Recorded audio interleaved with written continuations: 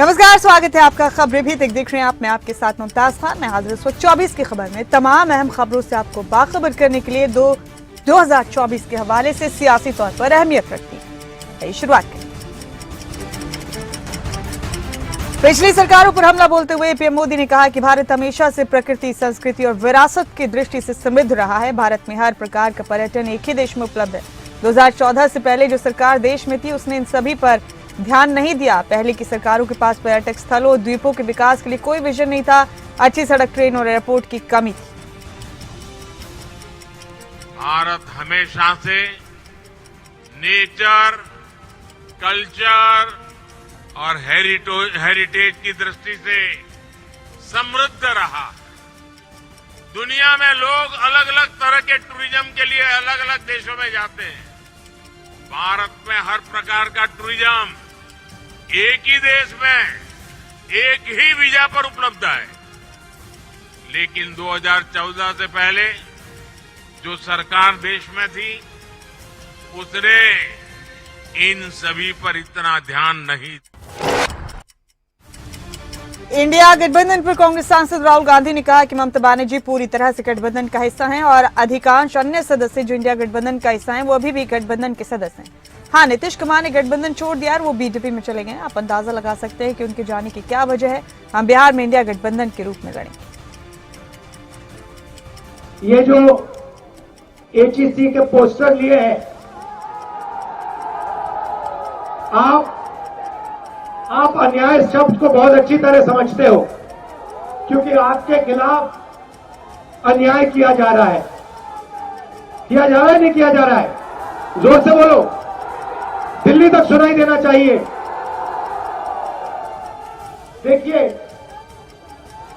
Public sector enterprise है, इसका आस्ते आस्ते नरेंद्र मोदी जी और उनकी सरकार इसका आस्ते। पूर्व राष्ट्रपति प्रणब मुखर्जी की बेटी शर्मिष्ठा मुखर्जी ने कांग्रेस पार्टी को लेकर बयान दिया और कहा कि कांग्रेस को इस बात का ध्यान रखना जरूरी है कि 2014 और 2019 में राहुल गांधी कांग्रेस का चेहरा थे, वो बुरी तरह से हारे हैं। कांग्रेस पार्टी को सोचना जरूरी है कि चुनाव का चेहरा कौन।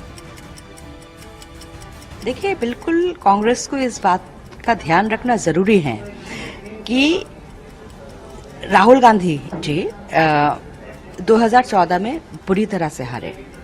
2019 में, जो कि राहुल गांधी जी कांग्रेस की फेस थे 2014 में, 2019 में बुरी तरह से हारे। 2 लोकसभा इलेक्शन हो गए हैं और अगर कोई भी पॉलिटिकल पार्टी में होते कि एक लीडर बार बार करके, कोई भी नेशनल, बीजेपी में ऐसा होता क्या? तो कोई लीडर बार बार करके अपना पार्टी को इस तरह से उनकी लीडरशिप में हार रहे हैं। अब ये तो पार्टी की लोगों की सोचना जरूरी है कि पार्टी की फेस चुनाव। पीएम मोदी के बयान में बीजेपी को 370, एनडीए को 40 पार सीट मिलेगी पर कांग्रेस के नेता अधीर रंजन चौधरी ने कहा सबसे बड़ी बात यह है कि चुनाव होने से पहले पीएम मोदी को कैसे पता लग जाता है कि 370 सीटें आएंगी। इस तरह के दावे के साथ कोई अगर बात करता है तो इसका मतलब है कि अंदर कोई राज है जो ईवीएम में छुपा है। हमें लगता है कि आखिर में हमारे चुनाव का मजाक उड़ाया जाएगा। सबसे बड़ा ये बात है कि चुनाव होने की पहले मोदी जी को कैसे पता लगता है कि 370 आ जाएगी। तो दिखाते हैं कि 370 धरा हटाई, इसका मतलब 370 उनको तोहफा मिलेगी। लेकिन इस तरीके की दावे के साथ कोई बात अगर कहे, इसके मतलब अंदर में कुछ छुपे हुए राज है, जो राज ईवीएम में भी छुपाए गए हैं। मुझे लगता है पहले तो हम सोचते थे कि हाँ या ना, लेकिन जिस दावे के साथ तो कहते हैं उसमें लगता है कि ईवीएम में मोदी जी की कोई हाथ चलेगी। एक के तो प्रधानमंत्री मोदी के बयान, बीजेपी को 370, एनडीए को 400 पार सीट मिलेगी पर कांग्रेस सांसद दीपेंद्र हुड्डा ने भी कहा कि उन्होंने हरियाणा में 75 पार का नारा दिया था, लेकिन वो 40 सीटों पर आ गए। बाद में उन्हें गठबंधन की सरकार बनानी पड़ी तो वो नारा दे सकते हैं, लेकिन फैसला जनता करेगी। मैं समझता हूँ ये जो बजट है, ये बजट तो एक तरीके से घोषणा पत्र आप मान सकते हैं इसको। जो बजट अभी अध्ययन करके मैं इस पर पूरी बात अपनी टिप्पणी दूंगा, लेकिन आज का जो क्रियान्वयन करने का समय था वो तो जो है मैं समझता हूँ कि पिछले 10 वर्ष में जो हो सकता था हो गया। अब तो अगली बात कह रहे हैं। अगली बात तो चुनाव के बाद की बात है। ये तो इंटरिम बजट के रूप में इसको देखा जाना चाहिए। दुर्भाग्य ये है कि केंद्र सरकार के हरियाणा के बड़े बड़े प्रोजेक्ट इन 10 वर्षों में हरियाणा से स्थानांतरण किए गए या ठंडे बस्ते में डाल दिए गए, जो कि हरियाणा के लिए मंजूर शुदा प्रोजेक्ट थे। और कोई एक नई बड़ी परियोजना केंद्र सरकार की तरफ से हरियाणा में किसी भी बड़ी परियोजना का। केंद्रीय मंत्री अर्जुन राम मेघवाल ने कहा कि प्रधानमंत्री नरेंद्र मोदी ने कांग्रेस से पूछा कि क्या आप देश तोड़ने वाले लोगों के साथ खड़े हैं। राजस्व का आधार लेकर आप झूठे आरोप लगा रहे हैं। आंकड़े बता रहे हैं कि नरेंद्र मोदी सरकार ने 10 साल की सरकार में कोई भेदभाव नहीं किया।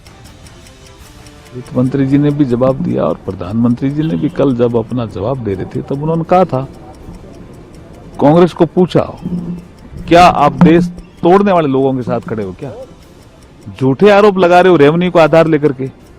आंकड़े बोल रहे हैं कि कोई भेदभाव नहीं किया नरेंद्र मोदी जी की सरकार ने 10 साल में। साउथ का राज्य हो, नॉर्थ ईस्ट का हो, उत्तरी भारत सरकार है या हमारी सरकार कहीं नहीं है, कहीं भेदभाव नहीं किया। फिर भी आप झूठे आरोप लगा रहे हो, फिर देश तोड़ने जैसी बात कर रहे हो। और वो भी जो कर्नाटका में उप मुख्यमंत्री है, उनका भाई और लोकसभा का सांसद है। और फिर कांग्रेस को पूछा, कांग्रेस को जवाब नहीं दे पाई।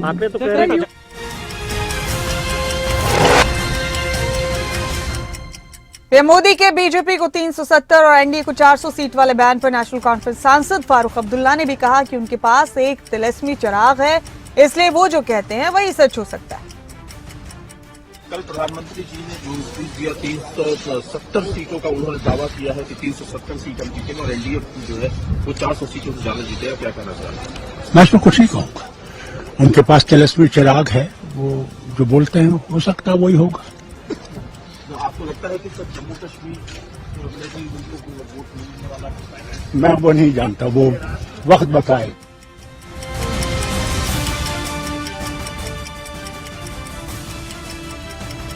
तो पीएम के पास तिलिस्मी चिराग है, ये कहना है फारूक अब्दुल्ला का। उन्होंने कहा कि जो वो कहते हैं वही सच हो सकता है।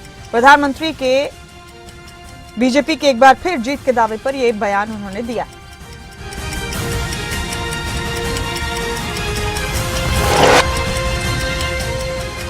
कांग्रेस नेता आचार्य प्रमोद केशव ने इंडिया गठबंधन पर कहा कि मुझे लगता है कि इंडिया गठबंधन जैसी कोई चीज है नहीं। इंडिया गठबंधन का जैसे ही जन्म हुआ वैसे ही वो बहुत बीमारियों से ग्रस्त हो गया, आईसीयू में चला गया और फिर वेंटिलेटर पर आ गया। बाद में नीतीश कुमार ने इसका पटना में अंतिम संस्कार कर दिया। मुझे लगता है इंडिया गठबंधन जैसी कोई चीज है नहीं। इंडिया गठबंधन का जो जन्म हुआ, जन्म लेते ही वो बहुत बीमारियों से ग्रस्त हो गया, फिर वो आईसीयू में चला गया, फिर वो वेंटिलेटर पे आ गया, फिर नीतीश जी ने उसका अंतिम संस्कार कर दिया पटना में। इंडिया गठबंधन बचा कहाँ है? इंडिया गठबंधन मुझे नहीं लगता कि बचा हुआ है, इसलिए अब इंडिया गठबंधन नाम की कोई चीज बची नहीं है। तो देखिए, मुझे लगता है इंडिया गठबंधन जैसी कोई चीज है नहीं। इंडिया गठबंधन का जो जन्म हुआ, जन्म लेते ही वो बहुत बीमारियों से ग्रस्त हो गया, फिर वो आईसीयू में चला गया, फिर वो वेंटिलेटर पे आ गया, फिर नीतीश जी ने उसका अंतिम संस्कार कर दिया पटना।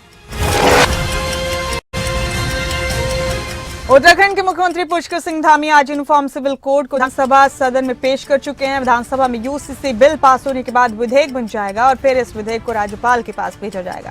सिंह धामी ने कहा कि इस बिल में सभी धर्मों और सभी वर्गों का ख्याल रखा गया है। यूसीसी पर ड्राफ्ट लाने वाला उत्तराखंड देश का पहला राज्य। माननीय अध्यक्ष जी, मैं आपकी अनुज्ञा से समान नागरिक संहिता उत्तराखंड विधेयक 2024 को प्रस्तापित करने हेतु सदन की अनुज्ञा चाहता हूं। प्रश्न यह है कि समान नागरिक संहिता उत्तराखंड 2024 विधेयक को पुरस्थापित करने हेतु सदन की अनुज्ञा दी जाए। जो माननीय सदस्य इसके पक्ष में हो कृपया हाँ कहें। जो माननीय सदस्य इसके विरोध में हो कृपया नहीं कहें। माननीय अध्यक्ष जी, मैं आपकी अनुज्ञा से समान नागरिक संहिता उत्तराखंड विधेयक 2024 को यूसीसी का ड्राफ्ट विधानसभा के पटल पर रख दिया गया। प्रदेश के कैबिनेट मंत्री सतपाल महाराज ने कहा कि जो लोग ड्राफ्ट का विरोध कर रहे हैं, जब वो पढ़ेंगे और समझेंगे तो इसका विरोध नहीं करेंगे। सतपाल महाराज ने यूसीसी के लिए मुख्यमंत्री पुष्कर सिंह धामी को बधाई दी। सतपाल महाराज ने कहा कि इस पर चर्चा होगी और कल इसे पास कराया जाएगा। आज का दिन बड़ा ऐतिहासिक दिन। पूरा समय मिला है, अभी ये इसके बाद जो है इस पे चर्चा होगी और कल जाकर के इसका मतलब ये पास किया जाएगा। मैं समझता हूँ भगवान बद्री विशाल और भगवान केदारनाथ की धरती पर जहाँ पर 3 विशाल नदियों का संगम है, यहाँ पर यमुना, गंगा और सरयू नदी बहती है, जहाँ से वहाँ पर एक कॉमन सिविल कोड का यहाँ पर जो है पास होगा। ये बड़ा ऐतिहासिक दिन है। मैं धामी जी को बहुत बहुत बधाई देता हूँ। निश्चित रूप में अम्बेडकर जो चाहते थे, क्योंकि आर्टिकल 44 के अंदर उन्होंने कहा कि there should be a common civil code in the country, तो ये उन्होंने कहा कि सबको एक कॉमन सिविल कोड बनाने का अधिकार मिलना चाहिए, तो ये अधिकार आज मिला है। उत्तराखंड विधानसभा में यूसीसी बिल पर बीजेपी सांसद और पूर्व मुख्यमंत्री तीरथ सिंह रावत ने कहा कि देश हित में जरूरी था, लेकिन कुछ लोग जो देश हित में नहीं बोलते वो जनता को गुमराह कर रहे हैं। देखिए, देश हित में, राष्ट्र हित में और ये जरूरी था, क्योंकि एक देश एक राष्ट्र और उसकी चिंता करना सभी का दायित्व बनता है। और जिस तरह मोदी जी का विजन है सबका साथ सबका विकास, सबको साथ लेते हुए आत्मसात करते हुए इस देश को स्वावलंबी बढ़ाना और भारत को विकास की ओर ले जाना, 2047 देखना, तो क्यों ना एक कानून बने, सबके लिए कानून होना चाहिए। तो जब सब चीजें एक होती हैं तो कानून आज हिंदुओं के लिए, अन्य समुदाय के लिए यदि 2 बच्चे 3 बच्चे तो क्यों न दूसरे समुदाय के लिए। दूसरा विषय मेरा ये है कि कुछ लोग भ्रमित कर रहे हैं इस चीज को, वो लोग जो कि खाते यहाँ पीते। उत्तराखंड विधानसभा में पेश हुए यूसीसी बिल पर बीजेपी सांसद हेमा मालिनी ने कहा, ये जो पास हुआ है बिल, ये सभी महिलाओं के लिए बहुत अच्छा है, इससे सभी वर्ग की महिलाओं को लाभ मिलेगा। मुझे गर्व है कि हमारी सरकार ने किया। We are very happy what has happened and ये जो पास हुआ है रूल, जिसकी वजह से सारे महिलाओं के लिए बहुत ही अच्छा है, बहुत ही nice good news for them कि सबका बेनिफिट होगा इसमें। सब वर्ग के महिलाएं, not only Hindu, Muslim, Sikh, Isai, all kind of women will be benefited. They were deprived of many things for the last so many years. So उनके लिए अच्छा है, हमारी सरकार ने ये किया है, ये काम, इतना अच्छा काम। So I am very proud and I feel very happy. Ma'am, do you think कि सभी अन्य राज्यों में भी होना चाहिए? बिकॉज बहुत सारे इस पे एलिगेशन लगे कि धर्म के आधार पर सही नहीं है, दूसरे जो ऑपोजिशन पार्टी की जो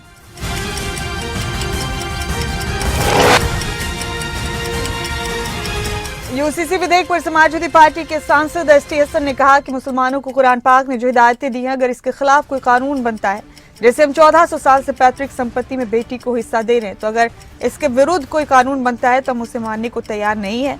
अगर हमारी शरीयत के कानून से दूसरों का कोई परेशानी नहीं है तो इन्हें क्यों है?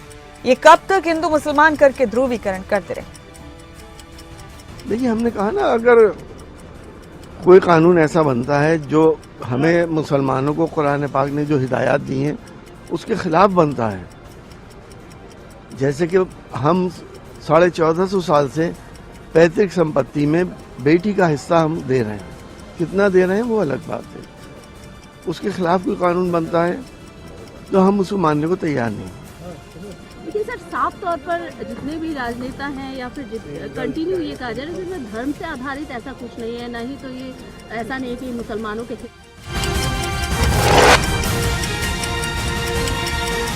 उत्तराखंड विधानसभा में यूसीसी बिल पर कांग्रेस सांसद इमरान प्रतापगढ़ी ने कहा कि उत्तराखंड सरकार राज्य में महिला सुरक्षा और कानून व्यवस्था समेत सभी मुद्दों पर नाकाम रही। देखिए, भारतीय जनता पार्टी की राज्य सरकारों के पास भी गिनाने के लिए काम के तौर पर कुछ भी नहीं है। उत्तराखंड की सरकार पूरी तरह से कानून व्यवस्था से लेकर के महिला सुरक्षा से लेकर हर मुद्दे पर विफल हो चुकी है। तो पुष्कर धामी जी के पास और कोई तरीका बचा नहीं है लोकसभा चुनाव में जाने के लिए। यूसीसी का प्रोपेगेंडा खड़ा करना, इस देश में अलग अलग रंग के फूल हैं, अलग अलग रंग के फूलों की महत्ता है। आप पूरे देश को एक रंग में रंग देना चाहते हैं, ये कहीं से भी भारत जैसे विविधता वाले देश के लिए अच्छा नहीं है। लेकिन चूंकि पूरी तरह विफल है, अंकिता भंडारी को आज तक इंसाफ नहीं मिला है।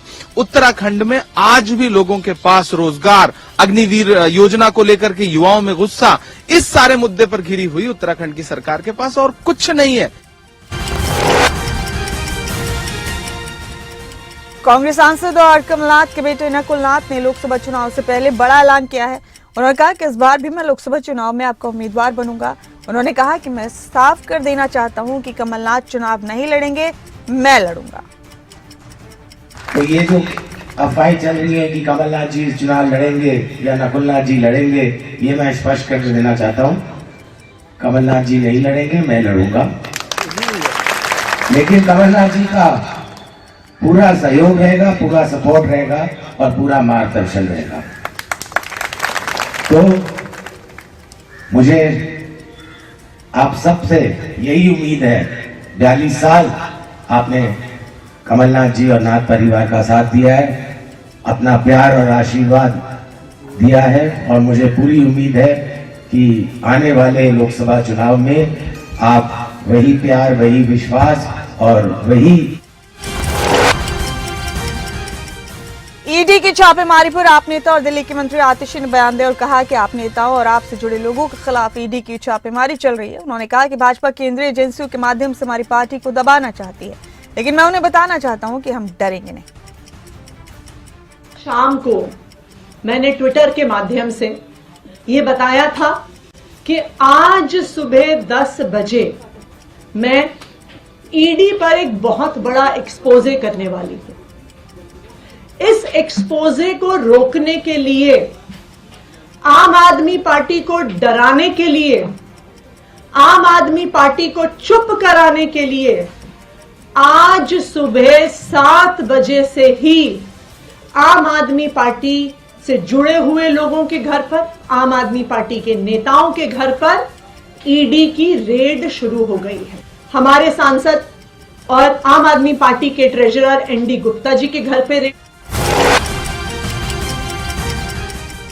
आप नेताओं के आवाज पर ईडी की छापेमारी पर कांग्रेस सांसद दीपेंद्र हुड्डा ने कहा कि कोई आश्चर्यजनक बात नहीं है। मैं मानता हूं कि जो सत्ता दल है उसकी कार्यशैली इस तरह से हो गई है कि सरकारी जांच एजेंसियों के माध्यम से विपक्ष को निशाने मिले। ना ये कोई आश्चर्यजनक बात है, ना चौंकाने वाली बात है। मैं मानता हूं कि जो सत्ता दल है उसकी कार्यशैली इस प्रकार से हो गई है कि जो सरकारी जांच एजेंसियां हैं उनको माध्यम से देश में जो विपक्ष है उनको निशाने पे लगातार लिया जा रहा है। तो उसी की कार्यशैली की कड़ी में मैं इसको देखूंगा। ना ये कोई आश्चर्यजनक बात है, ना चौंकाने वाली बात है। मैं मानता हूं कि जो सत्ता दल है उसकी कार्यशैली इस प्रकार से हो गई है कि जो सरकारी जांच एजेंसियां हैं उनको माध्यम से देश में जो विपक्ष है उनको निशाने पे लगातार लिया जा रहा है। केंद्रीय मंत्री जितेंद्र सिंह ने भी ईडी की कार्रवाई को लेकर प्रतिक्रिया दी और कहा कि जब कांग्रेस से बात करती है कि सीबीआई और अन्य एजेंसियों का दुरुपयोग किया जाता है तो उन्होंने जो अपने कार्यकाल में किया उसी मानसिकता से वो इसे देखते हैं। और जहां तक एजेंसी का संबंध है, जब कांग्रेस वाले ये बात करते हैं कि किसी सीबीआई या अन्य एजेंसियों का दुरुपयोग किया जाता है तो वो अपने चश्मे से जो उन्होंने अपने कार्यकाल में किया उसी मानसिकता से वो इस बात का इजहार कर रहे हैं। उन्हीं के दौरान, उन्हीं के दौर में सुप्रीम कोर्ट ने कहा था कि पिजन इन केज, कि ये एक परिंदा है जिसको बांध के रखा गया है पिंजरे में। ये यूपीए सरकार के लिए कहा गया, एनडीए सरकार के लिए नहीं कहा गया। और आज भी 10 वर्ष बीत जाने के बाद जितने भी घोटाले आ रहे हैं पिछली सरकारों के मंत्रियों के खिलाफ आ रहे हैं। वर्तमान में 10 साल में किसी भी मोदी जी की मंत्री परिषद के किसी भी सांसद संजय राउत ने ईडी की कार्रवाई को लेकर कहा कि ईडी भाजपा की एक्सटेंडेड ब्रांच है। आरएसएस के बाद भाजपा अगर किसी को मानती है तो वो ईडी को मानती है। महाराष्ट्र, झारखंड, पश्चिम बंगाल का खेल ईडी ने किया।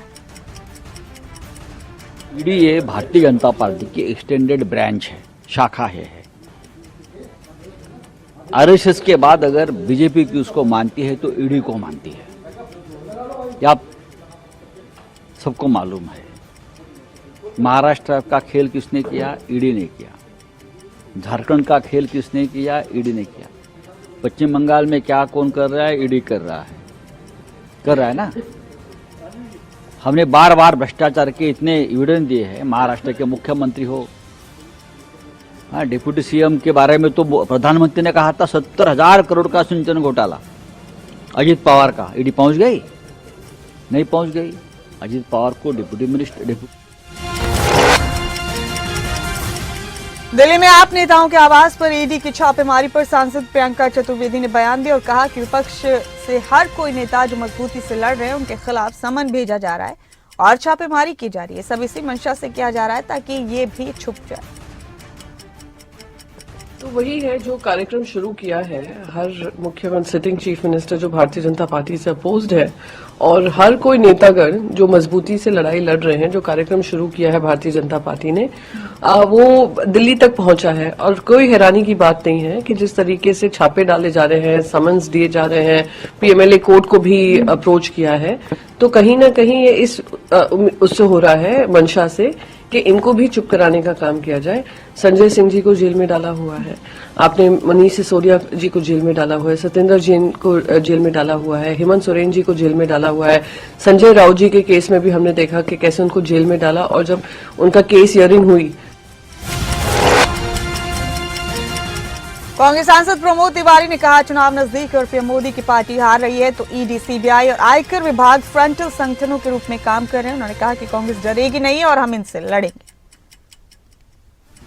चुनाव सामने, चुनाव में मोदी जी की पार्टी हार रही है तो ईडी, सीबीआई, इनकम टैक्स जो उनके फ्रंटल ऑर्गेनाइजेशन की तरह काम कर रहे हैं उनको उन्होंने काम पे लगा दिया। पर न कांग्रेस डरने वाली है, न कांग्रेस झुकने वाली है और न कांग्रेस इन सबसे घबराएगी। हम मुकाबला करेंगे और आने वाली पार्लियामेंट में जनता के सामने ले जाएंगे और परास्त करेंगे भाजपा के इस अहंकार को। चुनाव सामने, चुनाव में मोदी जी की पार्टी हार रही है तो ईडी, सीबीआई, इनकम टैक्स जो उनके फ्रंटल ऑर्गेनाइजेशन की तरह काम कर रहे हैं उनको उन्होंने काम पे लगा दिया। पर न कांग्रेस डरने वाली है, न कांग्रेस झुकने वाली है और न कांग्रेस। हरियाणा के पंचकुला में नैतिकता शिविर का आयोजन हुआ। हरियाणा के मुख्यमंत्री मनोहर लाल इसमें शामिल हुए। इस दौरान सीएम मनोहर लाल ने बताया कि जब से उन्होंने प्रदेश की कमान संभाली प्रदेश में लगातार सुधार हो रहे हैं। उन्होंने बताया कि आज सरकार में 3.5 लाख सरकारी अधिकारी और कर्मचारी। हमारी नियत ठीक है, गलती हुई तो सुधार हो जाएगा, उस आधार पर आगे बढ़ेंगे तो जितने भी आज अवगुण दिखाई देते हैं चीजों में उन अवगुणों से बच के रहना है, बड़ा लक्ष्य लेके चलना है। उस बड़े टारगेट को सामने रख करके लक्ष्य लेकर के चलेंगे। हमने उसको शब्दों में बांधा है कि हमारा टारगेट 7C है, शिक्षा, स्वास्थ्य, सुरक्षा, स्वावलंबन, स्वाभिमान, सुशासन और सेवा। ये 7 स्टार सिस्टम को हम अपने काम का एक स्लोगन मान लें तो ये समाज सुखी हो जाए। हमारी नियत ठीक है। चंडीगढ़ में चुनाव को लेकर हरियाणा बीजेपी अध्यक्ष नायब सैनी ने कहा कि चुनाव सही ढंग से किए गए हैं, किसी का भी आरोप लगाना ही गलत है। आम आदमी पार्टी और कांग्रेस एक दूसरे पर आरोप प्रत्यारोप करते हैं। देखिए वहां पर जो सदस्य थे उन्होंने वोट दिया है और वोटिंग के आधार के ऊपर वहां पर मेयर बना है। कोई अगर इसको अन्यथा राजनीति के अंदर लेता है तो उसका तो आरोप लगाना ही ये है कि थुक्को और भागो। आम आदमी पार्टी का जो भ्रष्टाचार है और वहां पर कांग्रेस का जो भ्रष्टाचार है वो दोनों का एक से बढ़ करके एक है और दोनों एक दूसरे के ऊपर आरोप प्रत्यारोप करते हैं। देखिए वहां पर जो सदस्य थे उन्होंने वोट दिया है और वोटिंग के आधार के ऊपर वहां पर मेयर बना है। कोई अगर इसको अन्यथा राजनीति के अंदर लेता है तो उसका तो आरोप। डॉक्टर राजीव बिंदल ने कांग्रेस पर हमला बोला। कहा कांग्रेस पार्टी अपने परिवार तक ही सीमित है, देश का विकास उनकी प्राथमिकता से कोसों दूर। गति के साथ कांग्रेस पार्टी नीचे जा रही है। कांग्रेस पार्टी और परिवार और परिवार और परिवार केवल वहीं तक सीमित है और देश, गरीब, किसान, युवा, बेरोजगार उनके लिए कोई मायना नहीं रखता और देश का विकास उनकी प्राथमिकता की ओर से कोसों दूर है। ये कहते हुए बड़े स्पष्ट शब्दों में उन्होंने कहा भारतीय जनता पार्टी इस बार 2024 के संसदीय चुनाव में 370 सीटें लेगी और एनडीए 400 के पार जाएगा। जिस गति के साथ कांग्रेस पार्टी नीचे जा रही है, कांग्रेस पार्टी